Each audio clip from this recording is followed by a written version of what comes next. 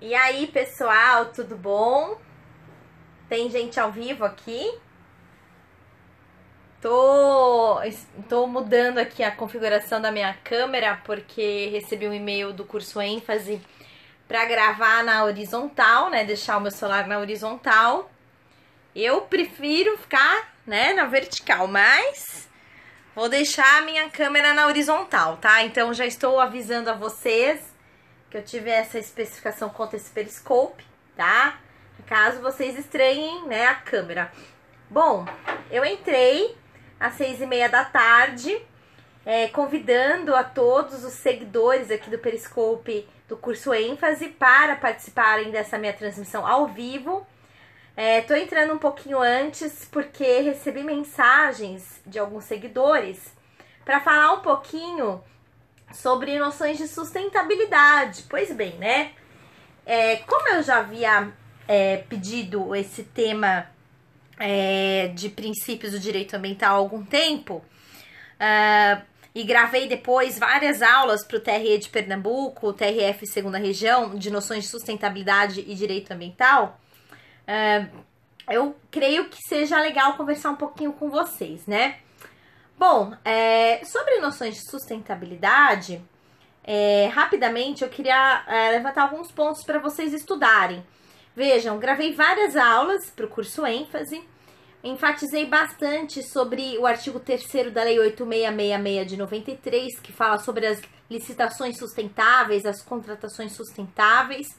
É muito importante vocês saberem sobre essa possibilidade da administração pública de realizar contratações sustentáveis, né, através dessas licitações, ok? Então é algo muito importante que vem sendo cobrado nas provas, principalmente a analista do STJ, a Banca CESP, que irá realizar agora a prova do TRE de Pernambuco.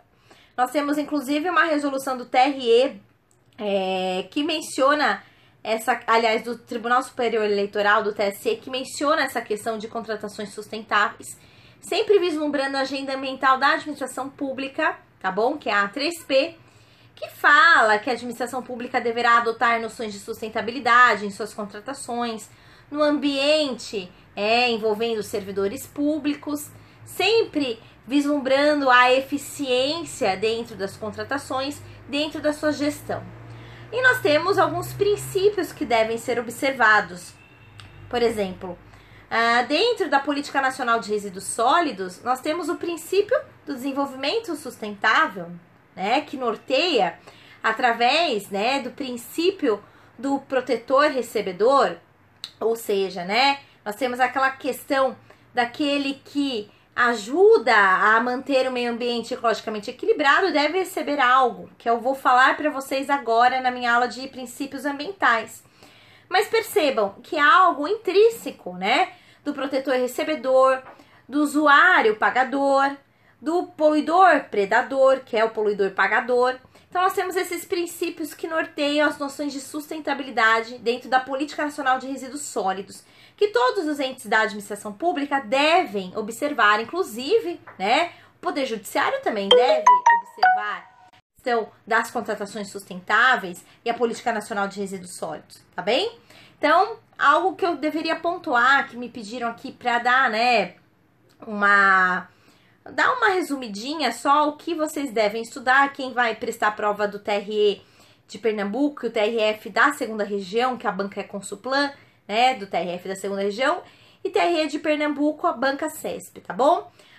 Uma prova que eu explorei bastante as questões durante as minhas gravações do curso ênfase foi de analista do STJ de 2012, e também de 2013, melhor dizendo, né?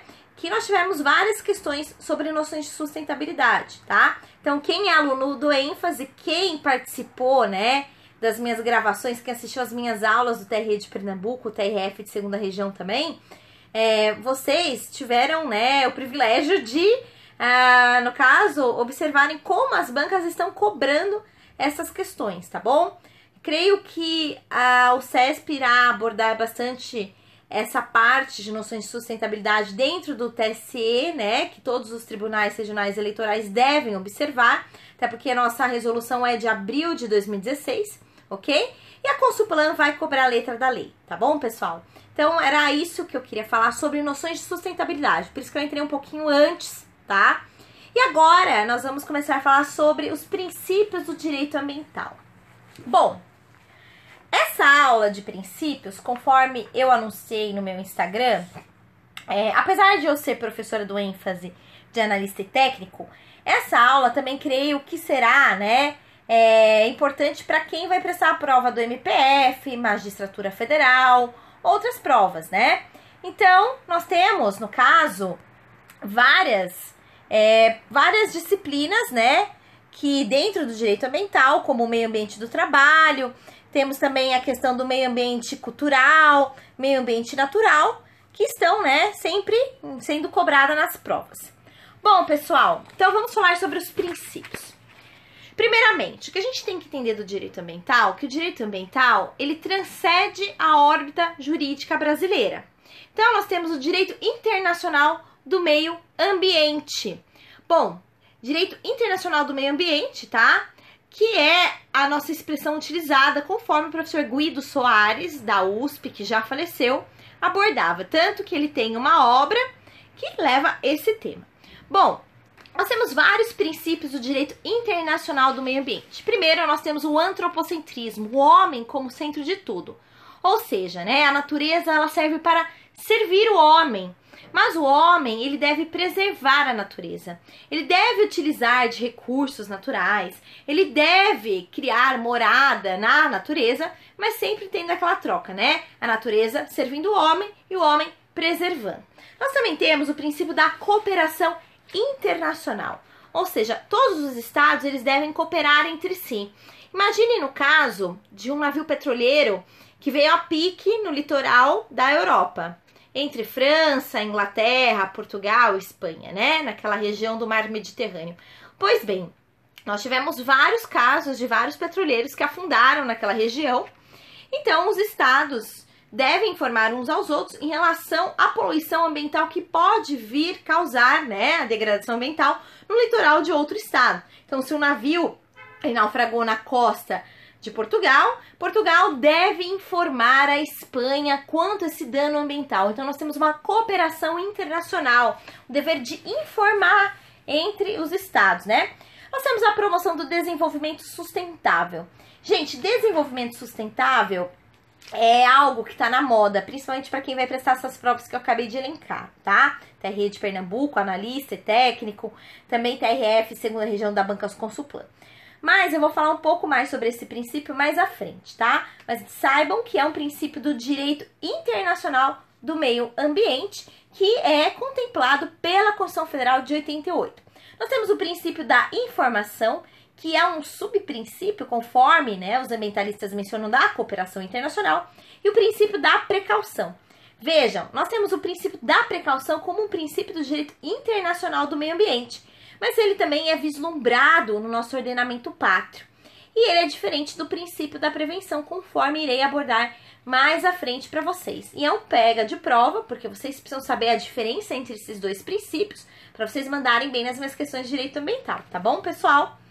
Bom, nós também temos o princípio da solidariedade entre os estados, né, no caso, e o princípio da competência prioritária dos estados para formular e executar política ambiental dentro dos respectivos territórios, em conformidade com os parâmetros estabelecidos pelas normas internacionais. Vejam, o Brasil, ele faz parte de várias convenções internacionais em matéria de direito ambiental. Por exemplo, nós temos a Rio 92, que, no caso, foi uma declaração do meio ambiente de 1992, que preconizava, né, que os estados que ali participaram, eles deveriam adotar normas internas que que abordassem, né, o que foi sustentado naquela reunião, daquela declaração. Apesar de ser uma norma de soft law em direito internacional, o que significa soft law? Significa que é uma recomendação, não é algo que vincula os estados. Apesar de os estados fazerem parte daquela declaração, eles não são obrigados a seguirem. Só que no direito internacional nós temos os costumes, que são muito, né, importantes. Eles têm uma carga obrigacional, valorativa, muito importante dentro do direito internacional. Vejam, se nós tomarmos como exemplo o direito internacional, né, do comércio, direito comercial internacional, nós temos a Lex Mercatoria. Quem está estudando para MPF sabe bem o que eu tô falando, né? Então, são costumes que são, né, que possuem uma carga valorativa muito ampla, muito elevada, que devem ser observados pelos estados que participam das suas convenções, dos seus tratados, ok? Nós também temos que o estado, ele não pode alterar as condições naturais de seu território e prejudicar outro estado, porque, né, é um princípio, né, que é derivado da cooperação internacional de direito internacional do meio ambiente. Bom, na esfera internacional, nós precisamos primeiro vislumbrar a questão da Declaração de Estocolmo de 1972 na Suécia. Em 72, o Brasil ele teve uma posição que desagradou muito os estados que participaram dessa declaração. Vejam, em 72 nós estávamos no auge da crise do petróleo. Então o Brasil ele abriu os braços e falavam: venham estados, podem vir que aqui nós não temos, né, políticas ambientais. Então vocês podem vir e poluir o quanto vocês quiserem, porque eu quero, né, investimento. Então é importante vocês saberem a posição do Brasil. Isso já foi cobrado na prova do STJ de analista, ok? E qual que era o objetivo da Declaração de Estocolmo de 72? Era orientar a humanidade no esforço da preservação do meio ambiente, visando assegurar o meio ambiente ecologicamente equilibrado para as presentes e futuras gerações.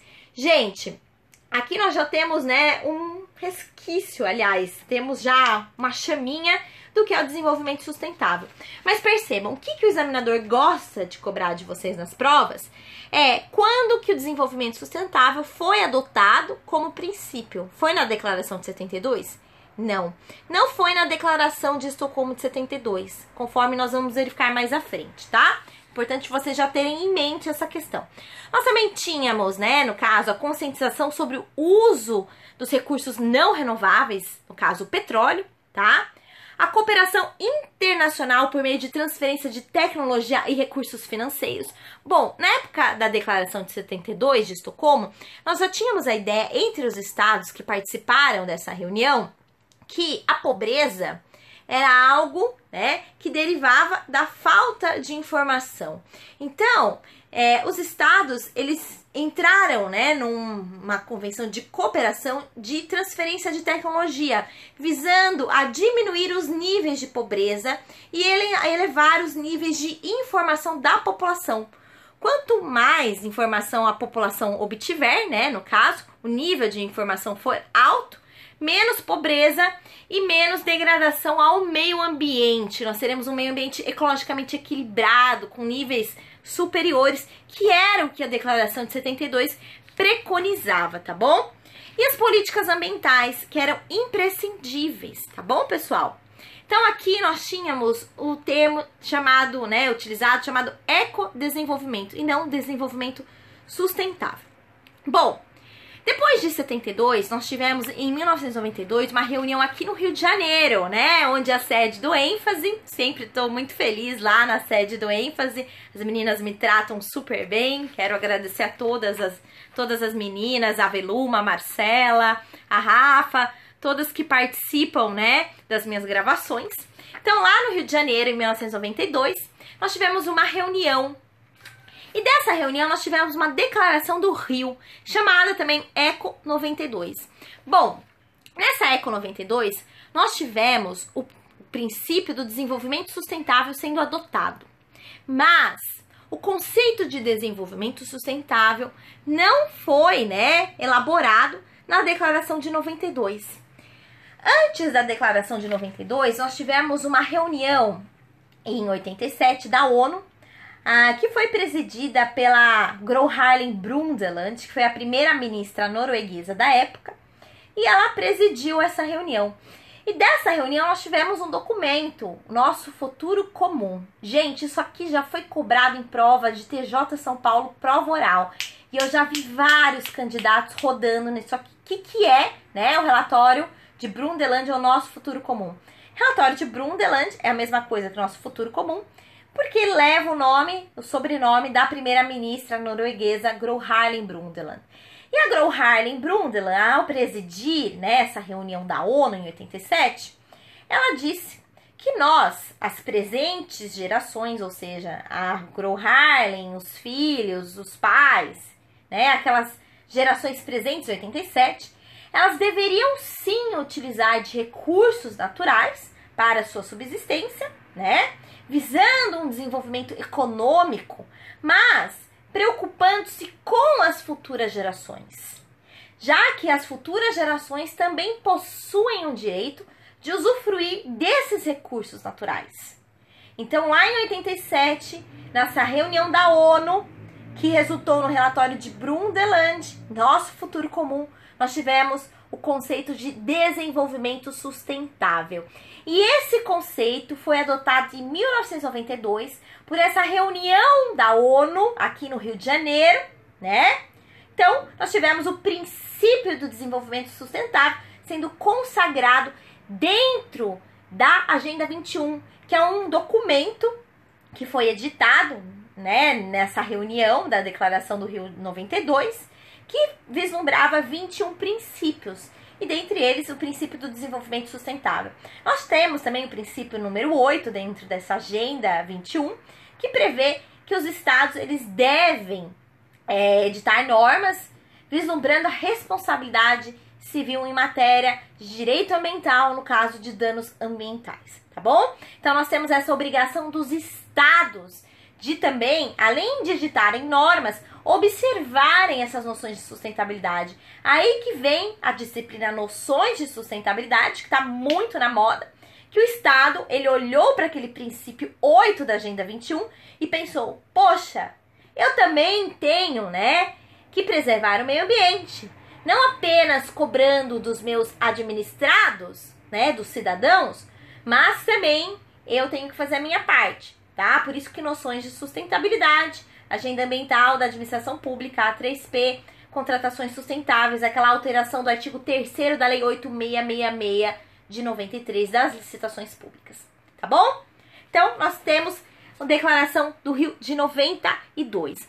Essa Declaração do Rio, ela também observou tudo que já foi elencado na Declaração de Estocolmo de 72, tá? E também, no caso, adotou o princípio da precaução. Conforme eu havia mencionado para vocês, o princípio da precaução, que é muito cobrado nas provas, né, de concurso público, ele é um princípio do direito internacional do meio ambiente. Apesar dele ser estudado na parte, né, da doutrina de direito ambiental, que menciona os princípios da Constituição Federal do direito ambiental, ok? Bom, nós também vislumbramos a questão da proteção dos oceanos e mares, até porque nós tivemos a edição de 1982 da terceira Convenção de Direito do Mar, a Convenção de Montego Bay, na Jamaica, ok?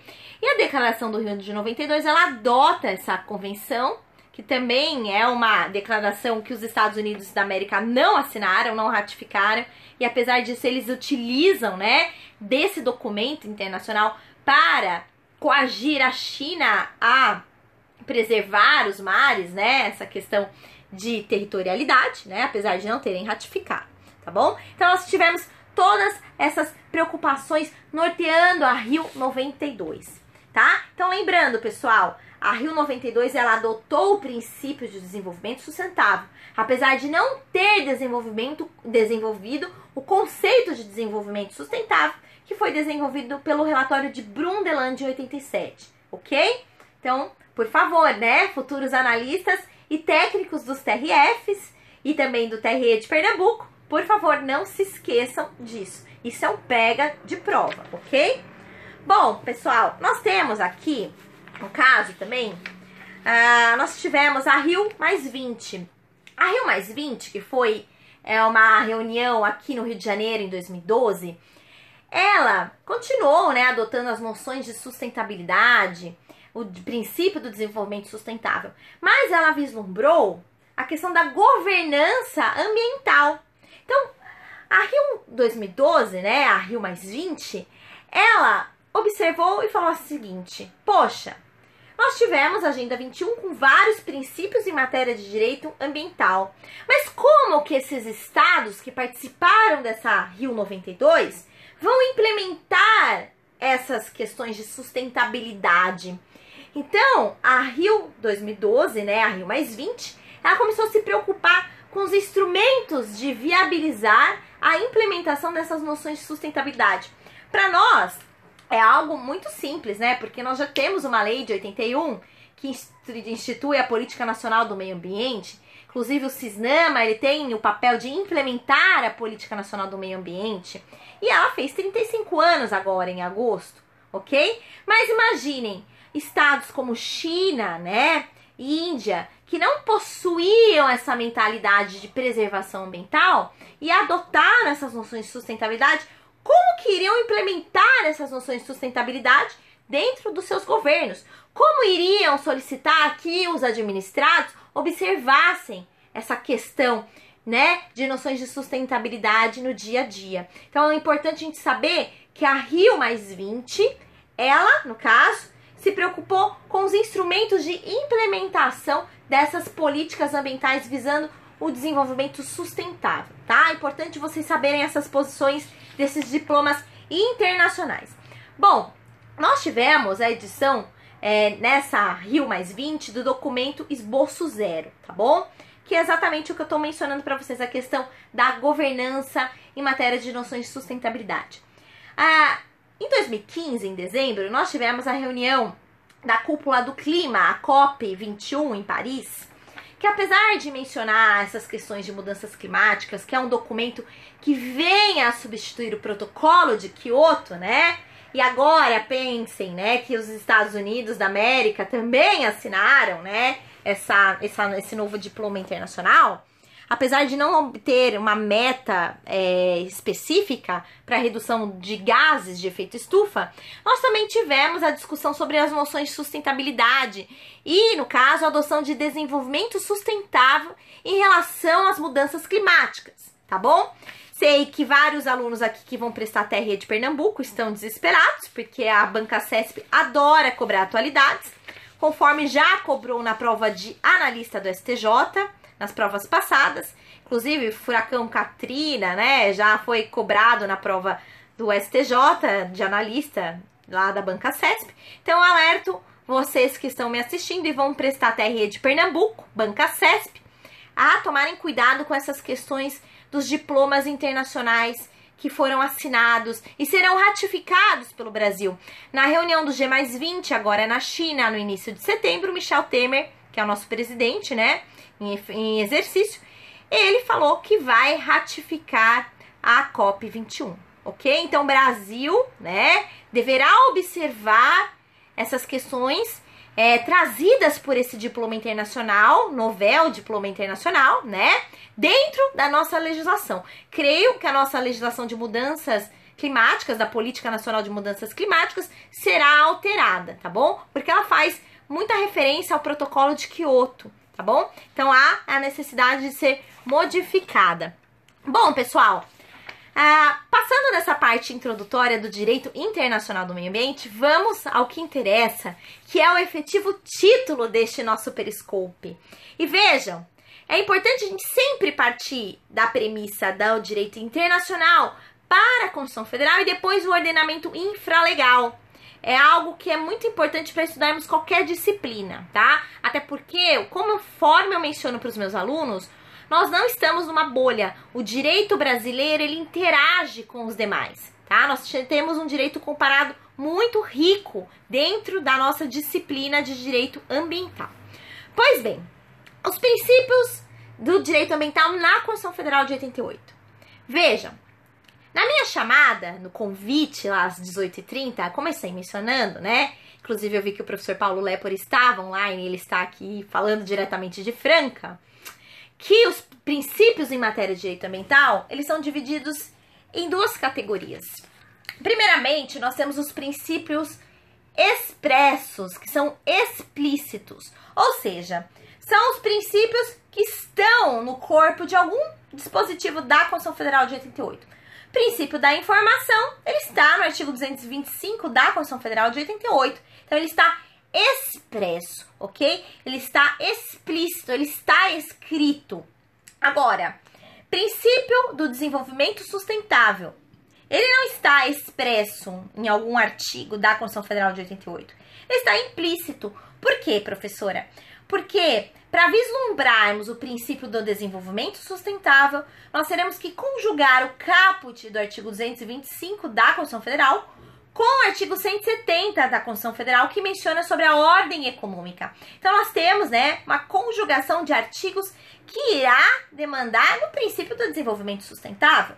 Ou também, se formos, né, tomar como base a legislação infraconstitucional, né, nós temos, de forma expressa, em vários dispositivos do novo Código Florestal de 2012, da Política Nacional do Meio Ambiente, do Desenvolvimento Sustentável. Então, nós temos o ordenamento infraconstitucional abordando de forma expressa esse princípio, tá? Então, é importante vocês saberem a classificação dos princípios na Constituição Federal de 88 em relação ao direito ambiental. Vejam, eu trouxe aqui para vocês, né, o artigo 225 caput, que é indispensável fazer a leitura. Todos têm direito ao meio ambiente ecologicamente equilibrado, bem de uso comum do povo e essencial à sadia qualidade de vida, impondo-se ao poder público e à coletividade o dever de defendê-lo e preservá-lo para as presentes e futuras gerações. Ou seja, o poder público deve preservar o meio ambiente ecologicamente equilibrado, disposto nesse caput do artigo 225 da Constituição Federal, assim como você e eu, ok?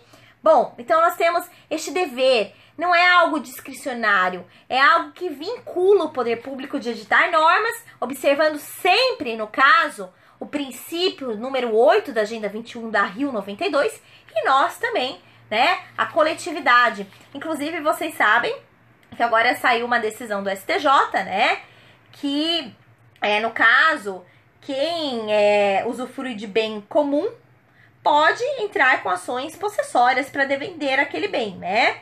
Então, vejam, o meio ambiente é um bem comum, tá bom? Então, é importante a gente saber fazer, né, essa ligação entre os julgados do STJ com a matéria de direito ambiental. Pois bem, vamos para o primeiro princípio. Nós temos o princípio da prevenção. E cuidado, não é princípio da precaução. O princípio da prevenção, ele é implícito na Constituição Federal de 88, mas ele está expresso na resolução do CONAMA, a número 306 de 2002, que é um órgão, né, consultivo e deliberativo do CISNAMA, tá bom? Cujo objetivo do CONAMA é editar normas sobre fiscalização de uso de recursos naturais e também, no caso de questão de efeito estufa, né? Nós temos várias competências do CONAMA lá na nossa lei que institui a Política Nacional do Meio Ambiente, tá bom? Bom, no caso do princípio da prevenção, os impactos ambientais, eles já são conhecidos. Então, não há incerteza científica quanto àquele produto, né, que venha a causar quando ele for comercializado. Então, nós temos a questão de certezas científicas. Nós já temos estudos viáveis, né, mencionando que aquele produto ele pode vir a causar determinado dano ambiental ou que aquela atividade pode causar determinada degradação ambiental, tá bom? Então, nós temos essa questão, diferentemente do princípio da precaução. O princípio da precaução, conforme eu mencionei para vocês, ele foi adotado pela Rio 92 e também na Constituição Federal de 88, só que ele, né, ele é norteado pela incerteza científica, ou seja, um exemplo que eu sempre menciono nas minhas aulas é a questão dos organismos geneticamente modificados. Imagine, né, um transgênico. O que a gente sabe que ele pode vir a causar para a saúde quando consumir? A gente não sabe, ainda não temos uma certeza científica. Então, na incerteza científica, nós, né, iremos vislumbrar que o poder público, ele não irá considerar licença ambiental no procedimento de licenciamento ambiental. Percebam, no caso, se nós não sabemos o que aquele empreendimento pode vir a causar de dano ambiental, o poder público, a administração pública, no caso, se for o IBAMA, ou o órgão ambiental estadual ou municipal que é competente para conceder a licença ambiental, não irá conceder. Isso porque nós temos o indúbio pro natura e o indúbio pro saúde, tá bem? Então, nós temos o princípio da precaução, né, fundamentado através da incerteza científica. Em contrapartida, o princípio da prevenção possui, no caso, né, a certeza científica. O princípio da prevenção, gente, ele fundamenta o procedimento de licenciamento ambiental e elaboração do EIA-RIMA, dos estudos de impactos ambientais e seu relatório. Vejam, o EIA é um documento técnico, tá? E o que dá publicidade a esse EIA é o seu relatório, que é o RIMA. Eu sempre falo que eu tenho um irmão engenheiro. E o meu irmão, ele faz umas contas de várias folhas. Eu não entendo nada. Agora imagine uma equipe de engenheiros e biólogos contratados para elaborar o EIA. Você não vai entender, e muito menos eu não sei nada de engenharia de biologia. Então nós, né, leigos no assunto, iremos, no caso, analisar o relatório, que é um documento mais simplório para nós, cidadãos que não temos, né, esse dom de entender cálculos e fórmulas químicas, tá bom? Então é importante a gente fazer essa distinção, né, porque algumas provas, no caso, adotam uma impropriedade muito marcante, falando EIA-RIMA deve ser publicizado. Não, o que deve ser publicizado é o relatório do RIMA, tá? O relatório do EIA, aliás, que é o RIMA. Bom, se nós temos já conhecimento do que aquele empreendimento pode vir a causar de dano ao meio ambiente, nada mais justo, né, nada mais correto que a administração pública, no caso se for o IBAMA, o competente para conceder licença ambiental, exija que aquele empreendedor adote mecanismos para mitigar aquele impacto ambiental, tá? Então, né, nós temos sempre que vislumbrar o princípio da prevenção pautado na certeza científica do que aquele produto, do que aquele empreendimento pode vir a causar ao meio ambiente ecologicamente equilibrado, assim como à saúde humana, tá? Bom, o princípio da precaução já mencionei para vocês, só quero fazer uma observação.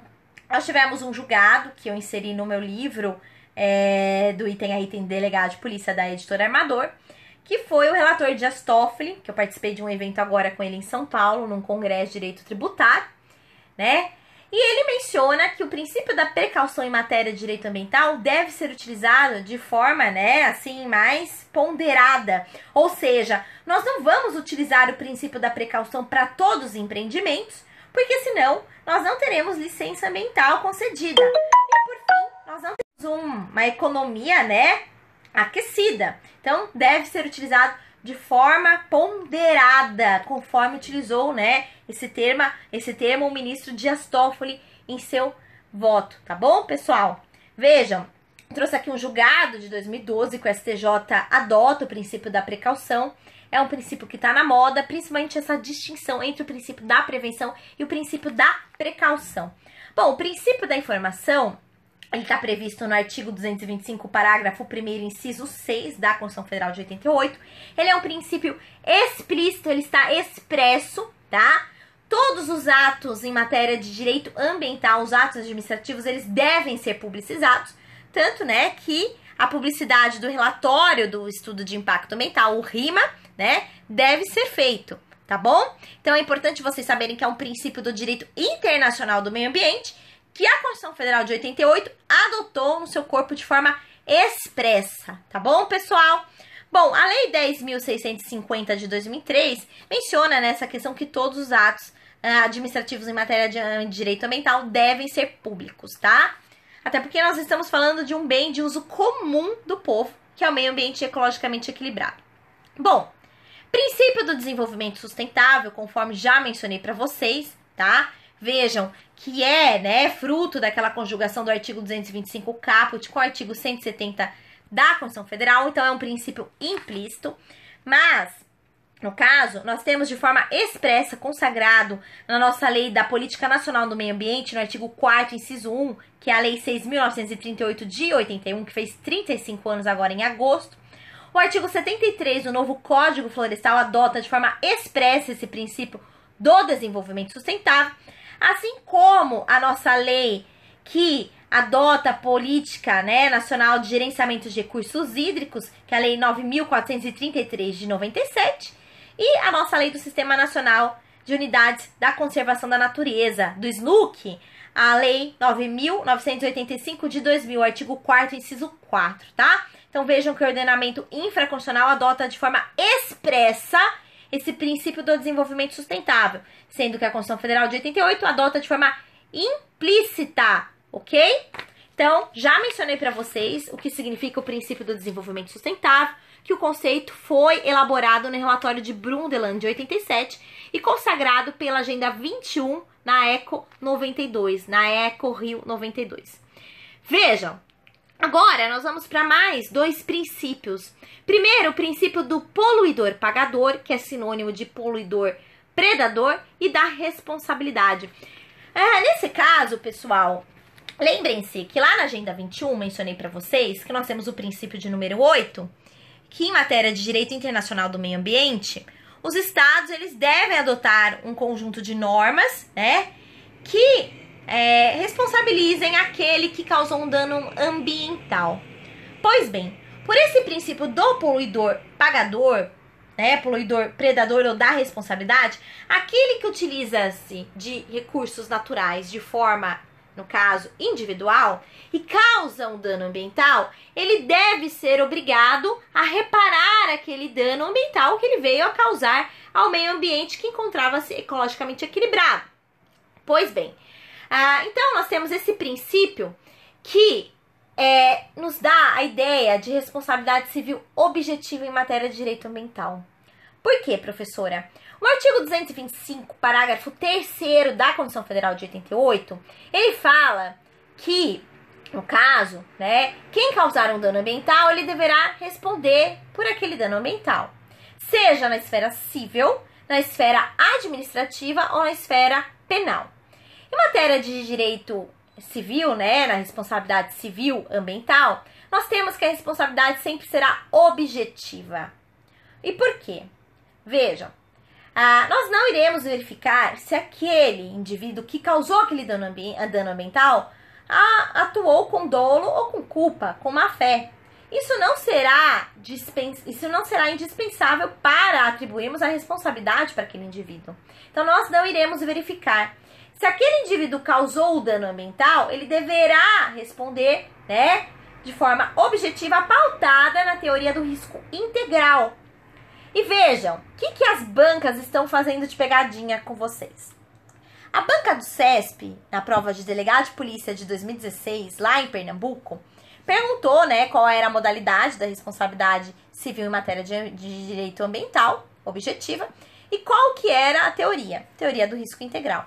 A teoria do risco integral, ela não comporta excludentes de responsabilidade. Então, se aquele indivíduo causou dano ambiental, mas, né, vislumbrando-se um caso fortuito, uma força maior ou culpa exclusiva da vítima, mesmo com essas excludentes, não haverá a excludente, né, da responsabilidade.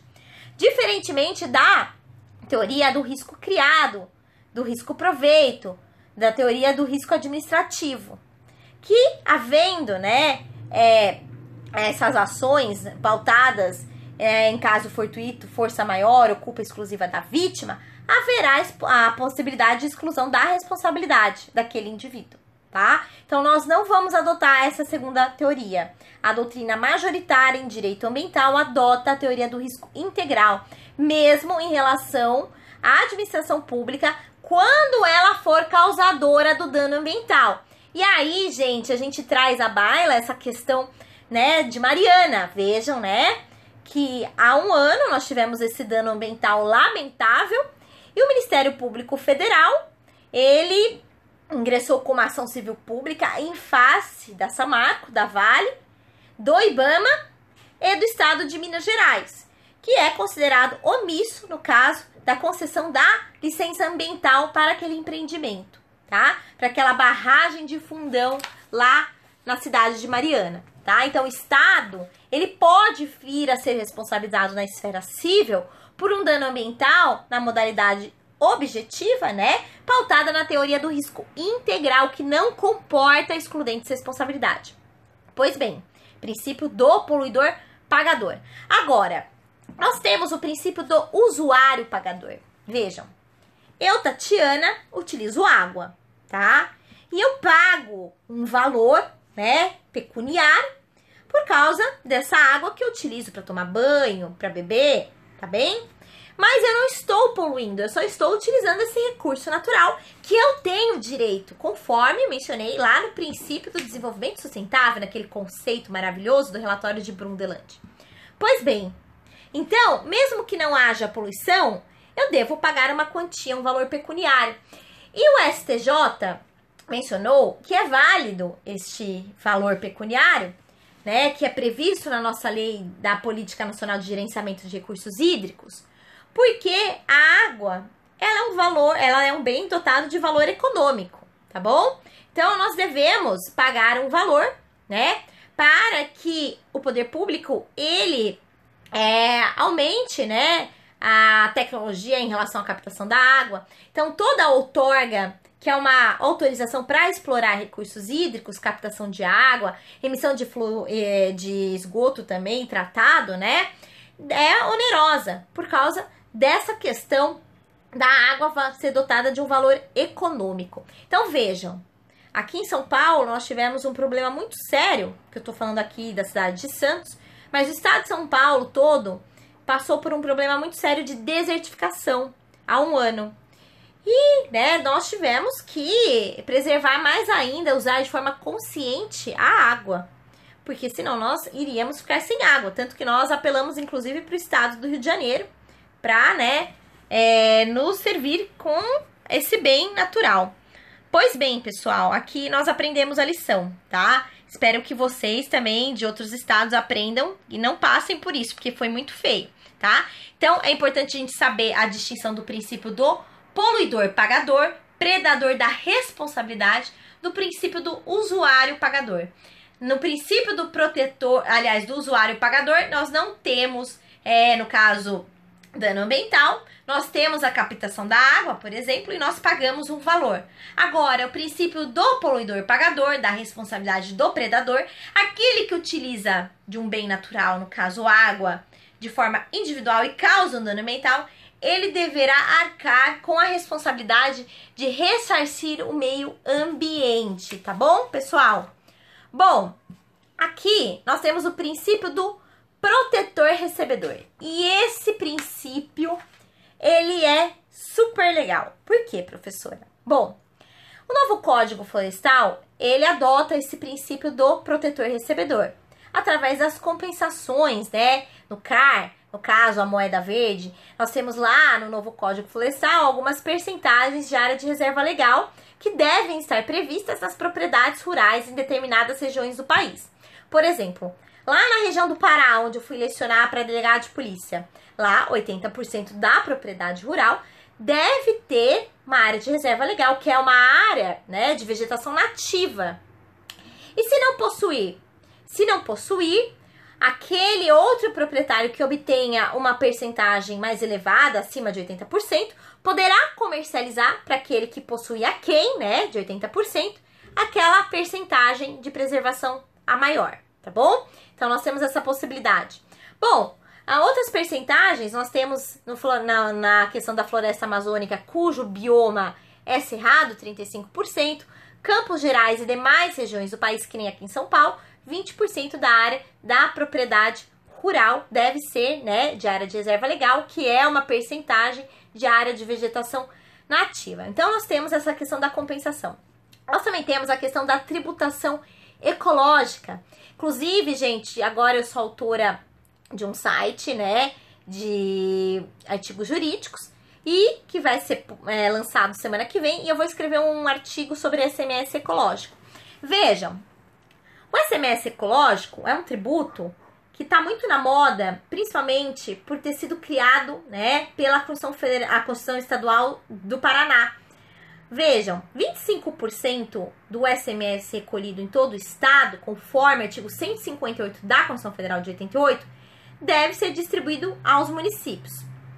3/4 desses 25% devem ser destinados aos municípios, né, onde ocorreram essa prestação de serviços, aliás, de circulação de mercadorias, né, no caso, telecomunicações.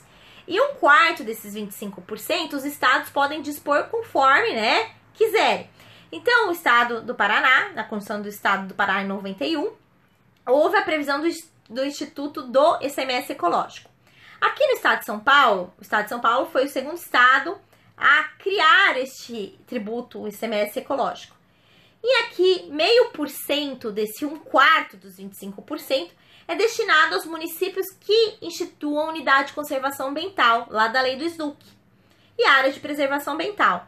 Assim como no Tocantins, no Pará, né, nós temos outras previsões, inclusive os municípios que tenham RPPNs, né, Reserva Particular do Patrimônio Natural, Unidade de Conservação Ambiental e Terras Indígenas. Vocês sabem que o estado do Pará é um dos estados que mais possuem, né, terras indígenas. Então, nós temos essa distribuição. É um tributo, vejam, o ICMS, a priori, ele é um tributo fiscal que tem, né, a finalidade arrecadatória. Mas, nesse caso, de repasse maior para os municípios, possui um caráter extrafiscal, conforme entende o professor Roque Antônio Carrasa, que tem um livro fantástico sobre ICMS. Pois bem, então, é uma maneira de incentivar aqueles municípios a criarem unidade de conservação ambiental. E quando nós temos uma unidade de conservação ambiental, nós temos dois grupos, seja de proteção integral, seja de uso sustentável, nós temos limitações no uso dessas áreas por parte, né, daqueles que possuem propriedades nessas áreas. Então, imagine, né, no caso, o estado que é lesado por causa da manutenção de áreas de meio ambiente ecologicamente equilibrado, de áreas de reserva legal, unidade de conservação ambiental, ele terá um repasse maior do ICMS. O estado de São Paulo foi o segundo estado da federação a criar o ICMS ecológico, tá? Tributação ecológica. Outra questão de tributação ecológica, nós temos no Imposto Territorial Rural, o ITR, que é um tributo de competência da União.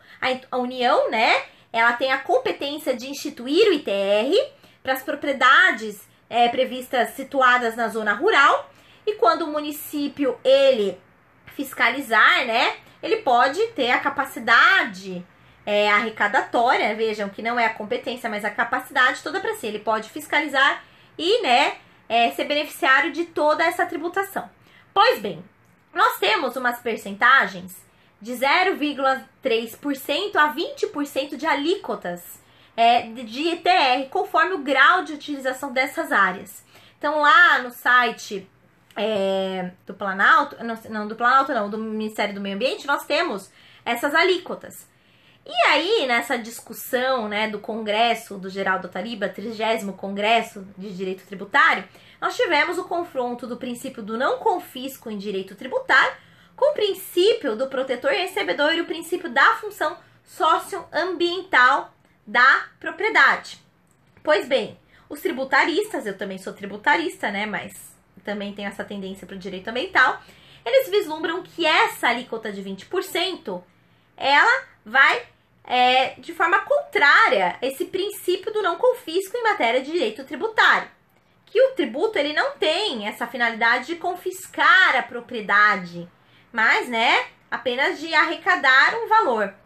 Pois bem, eu entendo que a alíquota de 20% do ITR, ela é válida para viabilizar o princípio da função socioambiental da propriedade, previsto tanto no artigo 182 da Constituição Federal e 186. Vejam que o 182 é em relação, né, ao IPTU, que ele pode ser progressivo no tempo, para que aquele proprietário daquela propriedade situada na zona urbana dê uma destinação adequada, o ITR para a zona rural, tá bom? Então, nós temos que ver, né, no caso, esse confronto de princípios, conforme já menciona Robert Alexy, e tentar otimizar de forma mais ampla possível esses princípios previstos na Constituição Federal de 88, tá? Então, nós temos esse princípio do protetor recebedor, que é também, né, sempre de forma interligada com o princípio da função socioambiental da propriedade, previstos nos artigos 182 e 186 da Constituição Federal de 88. Inclusive, nós temos um projeto de lei na Câmara dos Deputados, dispondo acerca dessa questão, né, de tributação ecológica, beneficiando aquele que protege o meio ambiente. Aqui em Santos, nós temos o projeto Alegra Centro. No caso, os donos desses casarões tombados aqui no Centro Histórico de Santos, onde há a Bolsa do Café, o Porto de Santos, se eles preservarem este bem, né, ambiental, que é o patrimônio cultural, né, que faz parte do meio ambiente artificial, que é uma disciplina do direito ambiental como um todo, estes proprietários, eles terão isenção do IPTU, tá? Então, é muito importante a gente saber esse princípio do protetor recebedor e também da função socioambiental da propriedade privada. Inclusive, nós também temos esse princípio socioambiental da propriedade destinado aos terrenos de marinha, conforme já tivemos julgados do TRF da 4ª região neste sentido, tá bom? Então não é apenas o particular que deve vislumbrar, né, observar este princípio da função socioambiental da propriedade, mas também a administração pública, porque é dever do poder público resguardar esse meio ambiente ecologicamente equilibrado. Gente, por fim, nós temos mais um princípio, que é o princípio democrático. Esse princípio democrático, ele é previsto na nossa Constituição Federal de 88, também em resoluções CONAMA sobre licenciamento ambiental, a questão da audiência pública, né?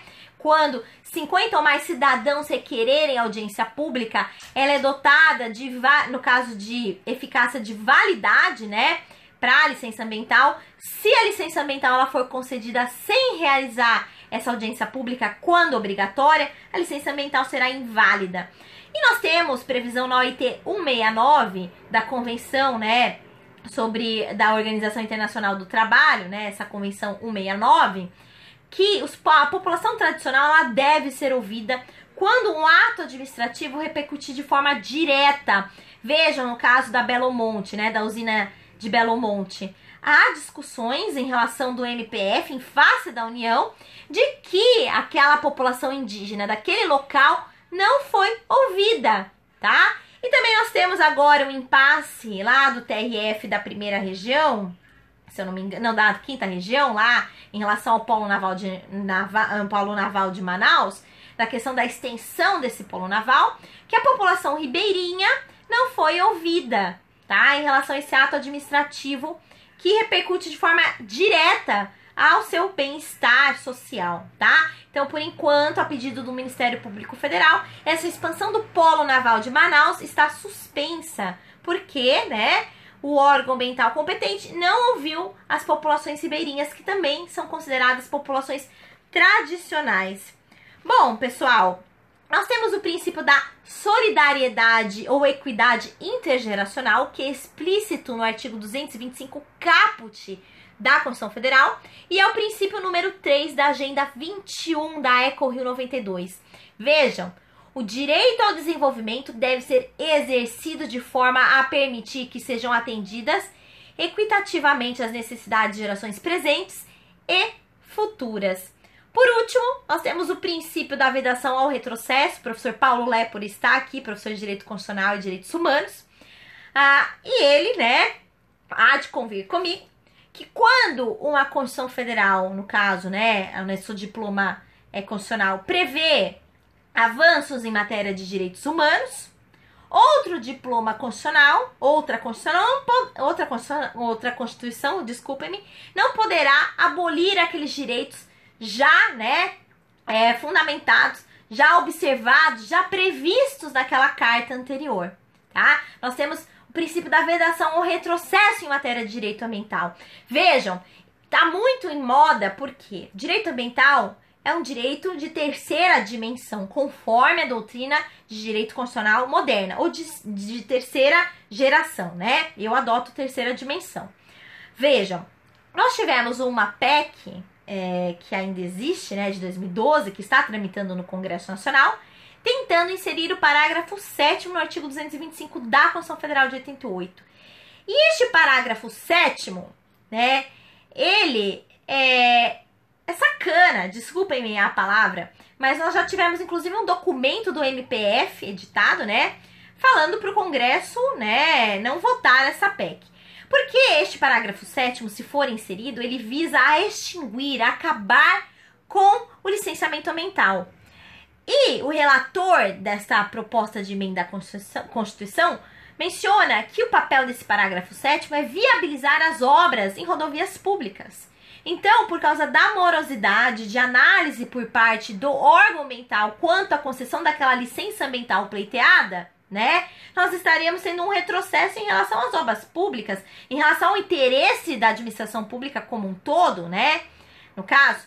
Pois bem, eu também acho errado essa questão do órgão ambiental ser omisso em relação à concessão de licenças ambientais, demorar meses e anos, inclusive na indústria do petróleo, na qual eu trabalhei por muito tempo, né, na questão ex-proper, inclusive demora-se muito mais análise por parte do órgão ambiental na concessão de uma licença ambiental do que num procedimento de licenciamento ambiental, de licitação pública, de concessões administrativas, né? Agora o regime de partilha do pré-sal. Então nós temos essa questão envolvendo tanto a administração pública quanto a questão de direito ambiental. Mas não pode, vejam, o legislador ou o chefe do Poder Executivo tentar, né, utilizar de instrumentos para acabar com o licenciamento ambiental, porque é uma garantia que nós temos de resguardar aquele meio ambiente ecologicamente equilibrado previsto no artigo 225 caput da Constituição Federal de 88. Tá bom, pessoal? Vejam, todos esses princípios em matéria de direito ambiental, eles são muito importantes para as provinhas, principalmente para as provas de analista, de técnico dos tribunais. Para quem vai prestar MPF, vocês precisam vislumbrar, né, o direito ambiental como uma matéria essencial para a prova de vocês, até porque nós temos um exercício ativo do Ministério Público Federal em relação à proteção do meio ambiente, seja no caso lá do dano ambiental proveniente da barragem de Fundão, né, do rompimento da barragem de Fundão em Mariana, seja no caso de derrame de hidrocarbonetos proveniente da plataforma de petróleo em 2010, na Bacia de Campos, no campo do Frade, né, proveniente dessa plataforma da Chevron. Então, quem vai prestar essa prova do MPF deve vislumbrar a matéria de direito ambiental como uma prioridade, tá bom? Também quem vai prestar magistratura federal e outras disciplinas como um todo. Veja, a prova de delegado de polícia, por exemplo, está explorando bastante direito ambiental, não apenas na parte de crimes ambientais, mas principalmente na parte de princípios, licenciamento ambiental e SNUC, tá? Então, gente, eu comecei antes esse Periscope para dar algumas noções de sustentabilidade, porque eu recebi algumas mensagens no meu Instagram de alguns seguidores que queriam, né, um norte do que estudar noções de sustentabilidade. Eu fiz isso no início desse Periscope e recomendo a quem está me assistindo, né, adquirir o curso aqui de noções de sustentabilidade e também reta final do TRF de Segunda Região e TRE de Pernambuco, aqui do curso ênfase. Ele está mega completo. Eu corrigi várias questões dessa disciplina e também de direito ambiental, nem se diga, né? É uma das disciplinas que eu mais gosto de lecionar junto com o direito tributário. Direito ambiental e direito tributário estão no meu coração e, né, eu tenho carinho por todos os meus alunos, então eu me esforço bastante quando eu gravo aulas para vocês aqui no curso ênfase. Aproveitem, né, que nós estamos com promoção, conforme já publiquei para vocês ontem, lá no meu Instagram, tá? Verifiquem as promoções do curso ênfase. Nosso grupo de marketing sempre elabora várias artes muito legais com os descontos. Sigam-me no Instagram, meu Instagram está disposto aqui na legenda da nossa aula, @prof.tatiana Scaranello. Todos os